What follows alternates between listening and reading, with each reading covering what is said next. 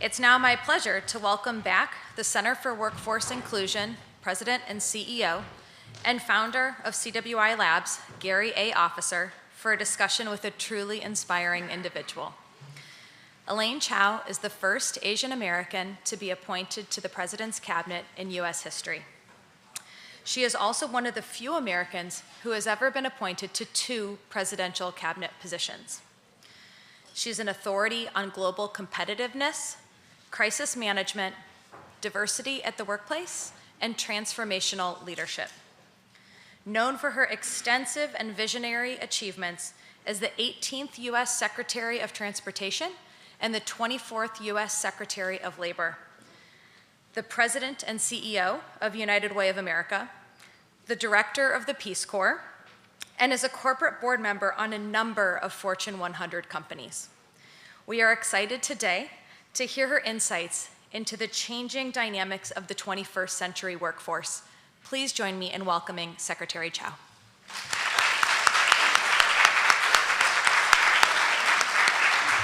Thank you for being here. The real act is coming, Gary. To the right. Oh, that's okay. Madam Sec, am I turned on? You can't hear me? Yes. Okay. Thank you. Madam Secretary, it's great to see you. Thank you so much. Great to be here. You had an important organization. The cause is just and much needed. Thank you. I'm proud of you. Thank you so much. Well, I know we met last year at Concordia. Quick story, of course. So we were at this big event in New York around the UN General Assembly. Madam Secretary spoke for about 45 minutes, very eloquently, about the nation's transportation agenda and the role of transportation in addressing our nation's infrastructure needs. Very good interview, of course. So on the way out the building, I bumped into Madam Secretary. As she was leaving, I said, great interview, but you were also the Secretary of Labor. And labor and workforce issues are such important topics in our country. Why did you not speak to labor?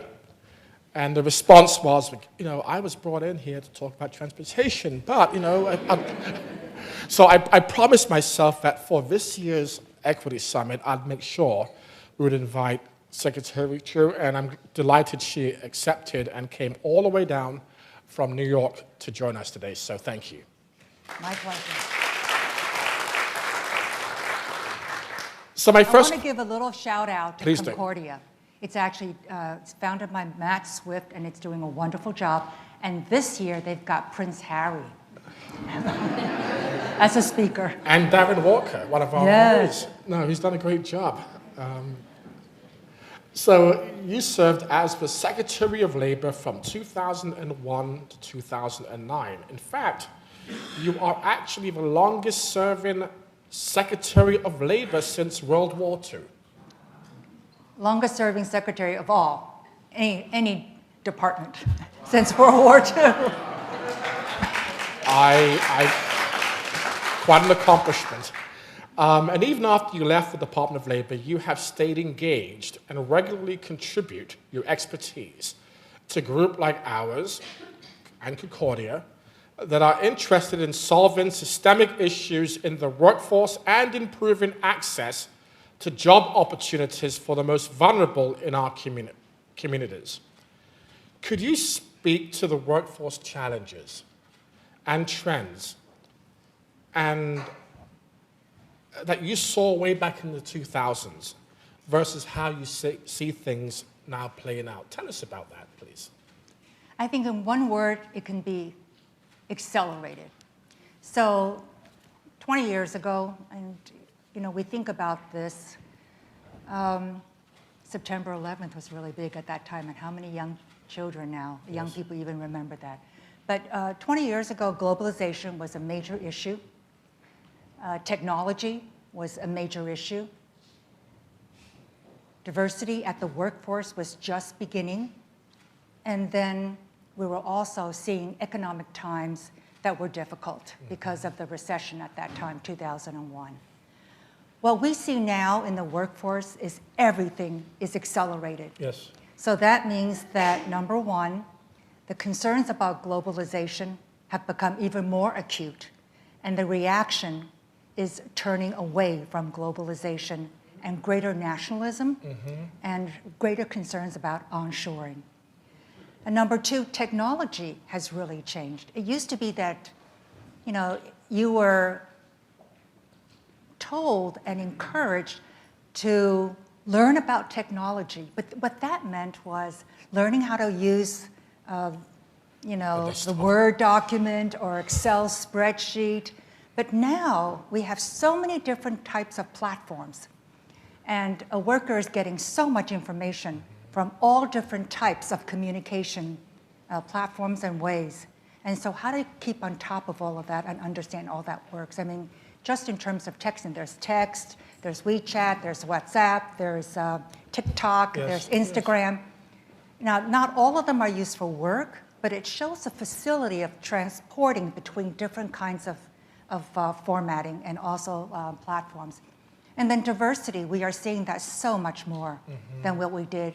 Now we're talking about inclusion, equity, diversity, and this has become kind of a touchstone for all organizations. And so all these changes are accelerating at an even greater pace than before. And on top of that, two more phenomena have developed. One is COVID. Yes. COVID has dramatically changed the way the American workforce and workforce throughout the world now conduct themselves. Remote work is so much more accepted now than ever before, and people are so much more comfortable with remote work. And then the other aspect also, we now see a tremendous increase in the gig economy. Gig economy was just starting around 2007, 2008. I mean, it's been there, but we're now seeing so much more. And it's part and parcel of the whole development of the independence of the worker versus being formally attached to a workplace. So what does this all mean? This means, I don't know whether you asked that, but... I was coming to that, but you, please. But I'm going to repeat this again and again, is the importance of continuous learning. People have just got to engage themselves, force themselves at times, and I know I force myself to learn new things every single day, things that are difficult, things that are not that easy. And then also that employers have a responsibility, the government has a responsibility, a nonprofit sector like yours are terrific in occupying the space. And I'm concerned actually that not more people, more organizations are going into this space because we're seeing a generational shift of people going into retirement, and how do we work with them on all of this? Yes, one of the things that is not often talked about is your affection for the nonprofit community of which we are a proud member. And you were at the American Red Cross for a number of years. United Way. United Way, sorry. Tell me about nonprofits, I'm sorry, because you mentioned nonprofits in characterizing the delivery, the social compact in this country between government, business, and nonprofits. What role do you see nonprofits play in the space of workforce opportunity and training? I was president and CEO of United Way of America. It's a wonderful organization. It's got local United Ways throughout the whole country. You've heard all the jobs that I've had. That was the most difficult job I've ever had in my whole entire life. Because as a nonprofit leader, you are a convening. That's right. You're a convener. You're a catalyst. You're an influencer. So in many ways, it's not direct command and control. And that actually is very, very difficult.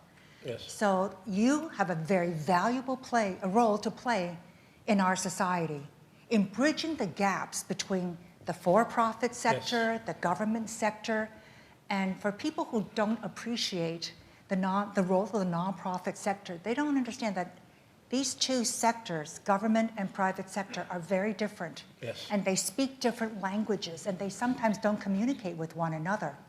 But the nonprofit sector, because it has stakeholders, That's right. from both the private sector, the government, would be able to bring our whole economy and society together to address really big, intractable problems. And I'm convinced that no real big problems in our society can really be resolved without all three sectors being very much engaged. Thank you so much, because many folks in the audience today are leaders themselves in the nonprofit community, and we have organizations and private companies who support our ability to deliver on our mission. So I think your perspective affirms and validates the importance of what we do and our need to commit to doing so even when it's most challenging. So thank you.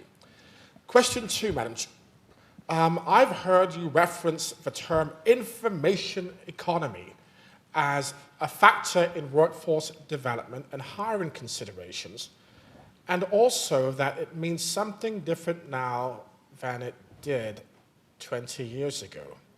Can you elaborate on the shift you've seen in what kinds of knowledge is valuable, and the role that technology plays in that? Well, 20 years ago, the internet was just started basically in common use around 1996. And I don't want to appear as if I'm that old, okay? But I am old. I am experienced, so I fully appreciate your community. I'm part of that community as well. I am too, so. It used to be, again, that information was analyzed within a special group of people, the IT consultants, the IT experts. But now we find that technology has infiltrated every single aspect of our economy and of our jobs. And so the ability to understand not only the technology and how to use it, but how to analyze it on a deeper level. Because what we're seeing now is not just understanding some software program. It's knowing how to analyze the data that is out there. And the data that we used to have was quite simple. But now, because of big data, we have incredible amount of resources, and how to interpret that, how to manipulate that in a good way to be more creative, more productive, more efficient. So you suggest that the workers of yesteryear were far less skilled than they are today because the complexity of occupations has shifted? Well, I'm going back to the information economy piece. As you apply it to the world of work at that time, did you see a different kind of experience in the workforce for folks who were in the workforce then than we're seeing now because of AI and other? Absolutely. It's much, much more, in retrospect, elementary. And Yes. we were asked to perform certain tasks, use certain vehicles, certain software programs, and then that would be it. Yes. Now, all of that is done for us. So we are, in many ways, changing from a knowledge-based worker Yes. to information-based economy and worker. So now, knowledge is not enough because knowledge spews forward so quickly. It's what we do with that knowledge. How do we tap technology and information to make a more optimal outcome? And it's tough because it requires a certain proficiency in advanced technology that will take time and skill to acquire. You're very adept at looking at issues, not just in the US, but globally. At this point in time, who's doing it better than us? Which countries are ahead of us from just your sense of other systems and how they are skilling their workforce? I think all economies are struggling. All countries are struggling with how to deal with their elderly population, more mature population. Yes. How do they value them more? We're facing a worker shortage The labor participation rate in the United States is still very low at 62.7%. Yes. And the unemployment rate is 4.2%. That's almost like full employment. So employers constantly are looking for workers. And the issue is, how do we encourage workers and employers to meet? And how do we close that skills gap? Yes. And so that's why it's important to think about how to deal with all this new information that is bombarding the workforce today. Now, I read somewhere actually that there's about 8.2 million available jobs and 7.2 million job seekers. So there's a disconnect between occupation. And that didn't used to be that way. It used to be, what's called the JOLT study, JOLTS. And it used to be more workers than jobs, but now it's completely reversed. And so there's a worker shortage. Yes. For skilled workers. So there is also great enthusiasm for and real trepidation around the increasing role of AI in the future of American jobs, sometimes in the same breath. Yes. Especially for entry-level manual labor and minimum wage jobs like the kinds that lower income and older workers are often pigeonholed into, there is a real concern that AI will disrupt what are already limited opportunities.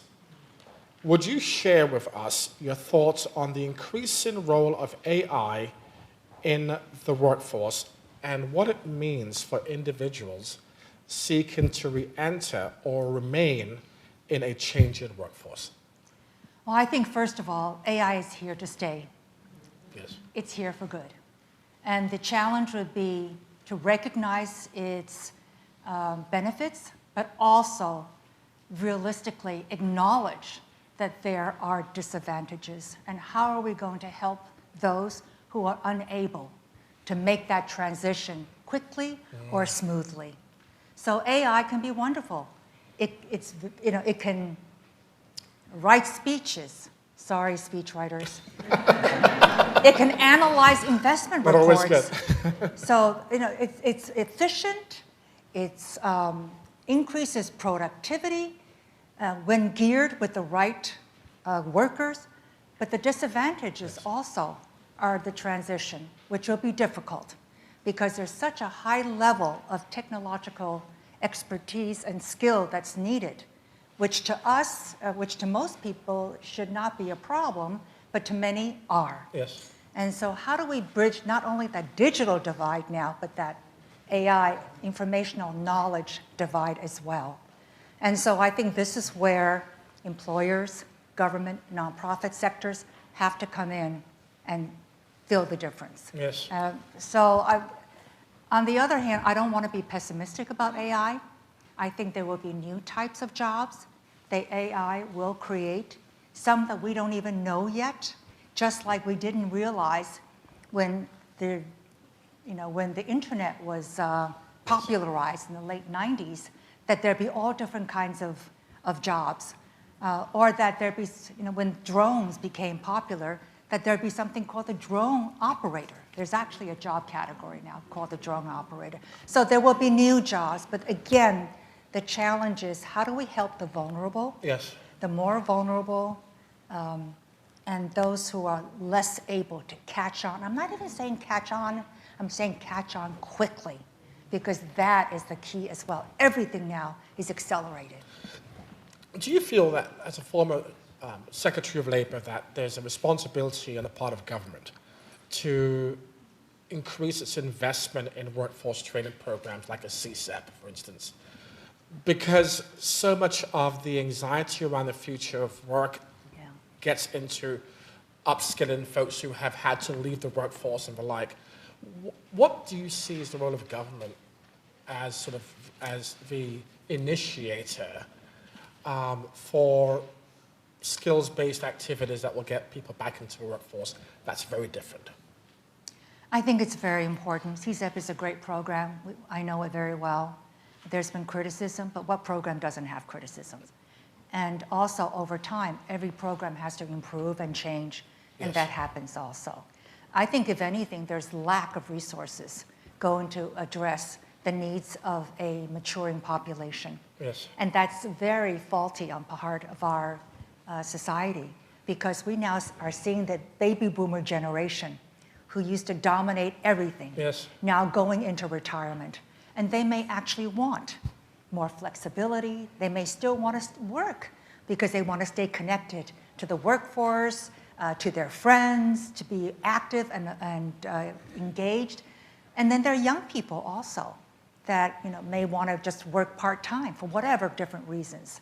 And so I don't think our economy and our government and our society overall is devoting enough resources to really taking advantage Yes. and utilizing, tapping the great potential that we have in our more mature I populations. thoroughly agree with that. And offline, we spoke back in the green room about the impact of culture on aging. Yes. That so much of this culture is framed around notions of youthfulness. And as you age, you are somehow deemed surplus to the requirements of many. But in certain cultures, as you age, the level of experience and deference increases, right? So to what extent is culture to blame for the way we think about Americans as they age? Well, America's a great country. I'm an immigrant to this country, I am too. and you are too. And it's known for its dynamism, its innovation, its creativity. On the other hand, though, because of all the emphasis sometimes on just the dynamism, we forget that there are those who have gone through that dynamism, have great experience Yes. and knowledge and wisdom to share. And how do we tap their potential? Yes. And do so in a respectful way? I come from an Asian culture. I was recently at a event with my father, and it was at an Asian event, and people just naturally came up to him and helped him walk and just escorted him.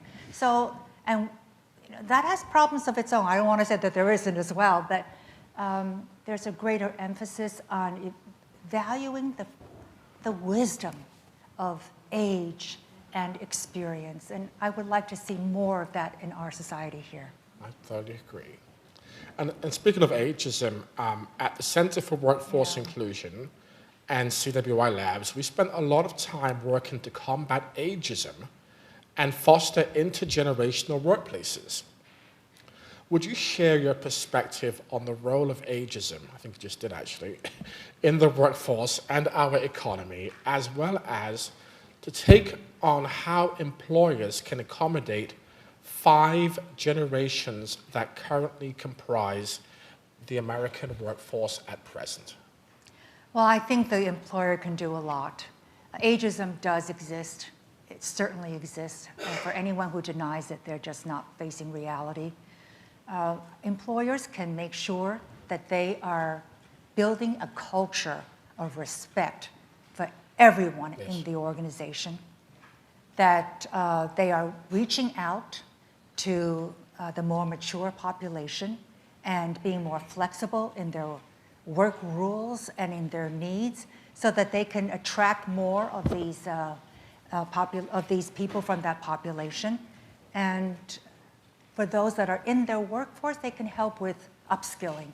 They can help with more training and more development.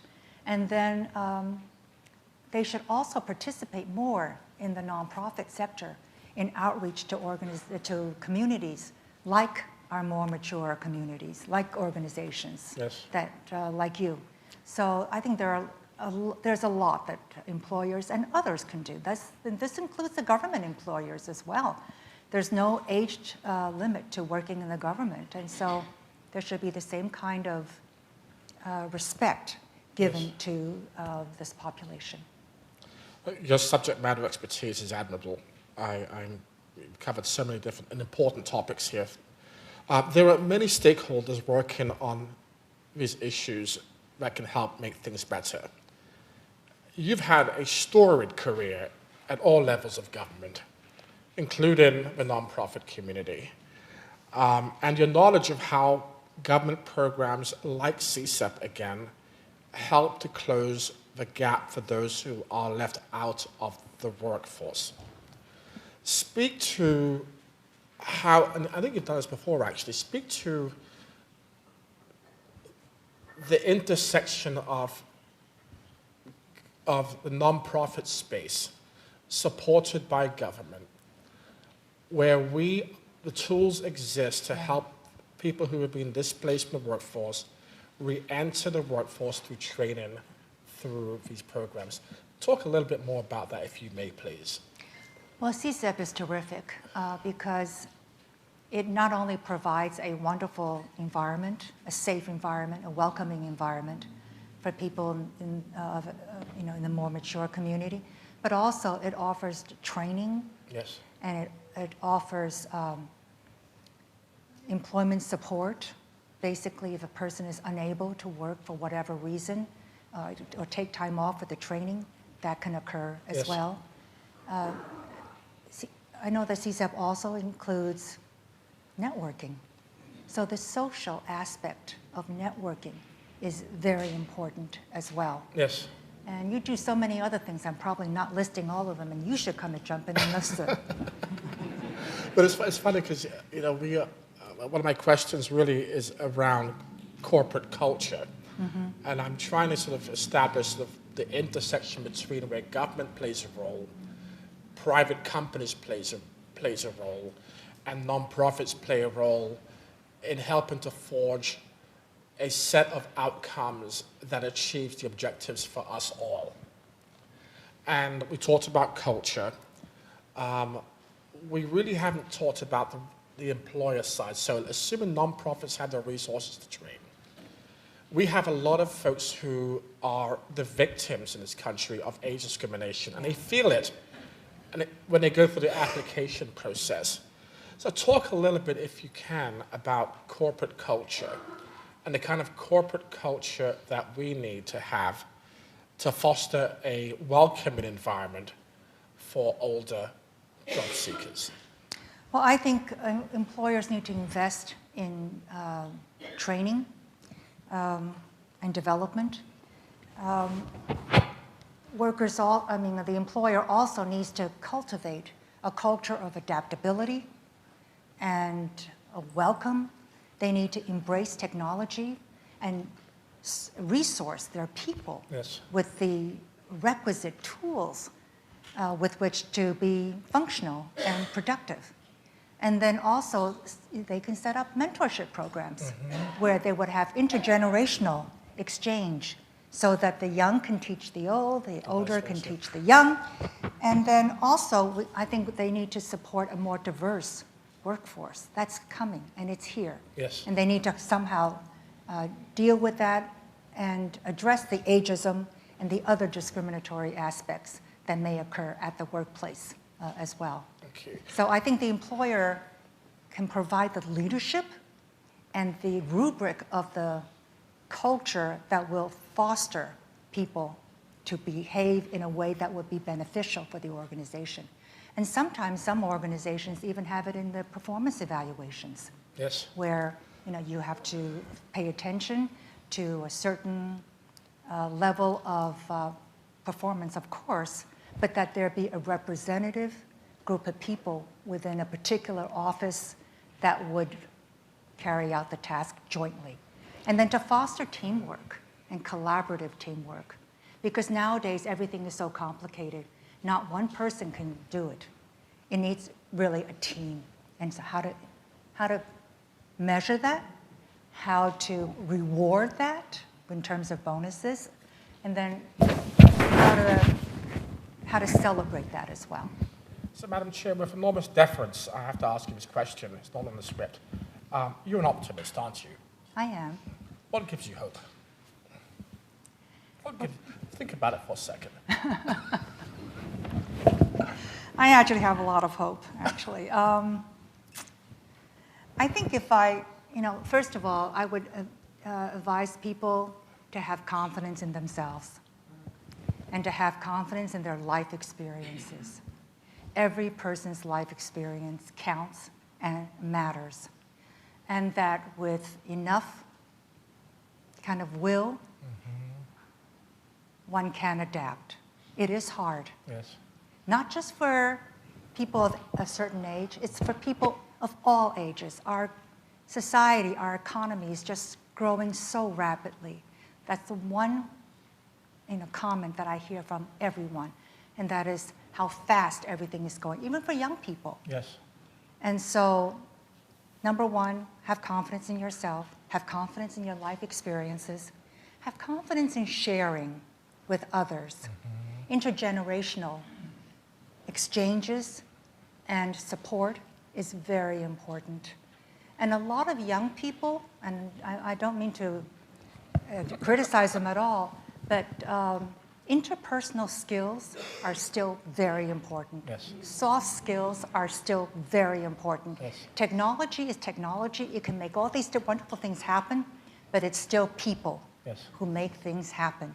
And so for those who have more experience in learning and knowing how to deal with other people and passing that along, those soft skills, collaborative working aspects, conflict resolution, Yes. these real human dynamics at the workforce come with experience, and they need to be exchanged, offered, and shared. So you are hopeful. I am very hopeful. And the future of that is highly fluid, characterized by great uncertainty, fears about job losses. It's your belief and your hope that we will have a future where we will adapt to the environment we're in. I believe in the invincibility of the human spirit, number one, and the power of community. Community. That is very important, which is why, going back to your previous point, this is a huge problem facing our society worldwide. Yes. And that is why it needs to have the for-profit sector, the nonprofit sector, the government, Yes. and everybody involved in this. And I would like to also see greater and greater appreciation and respect for those who have experience. Thank you so much, Madam Secretary. Thank you. And thank you for traveling down. Madam Secretary had an accident a few weeks ago, and it was doubtful if she could make it down from New York, but she has made it down. I thank you so much for today's conversation. You've been a wonderful spokesperson for the American workforce in so many settings. So thank you from all of us for today's appearance. Thank you for your passion. Thank you. Thank you for your passion. Thank you for your work. Really, really appreciate it. Our world is going to be a better place because of what you do every single day. Thank you so much.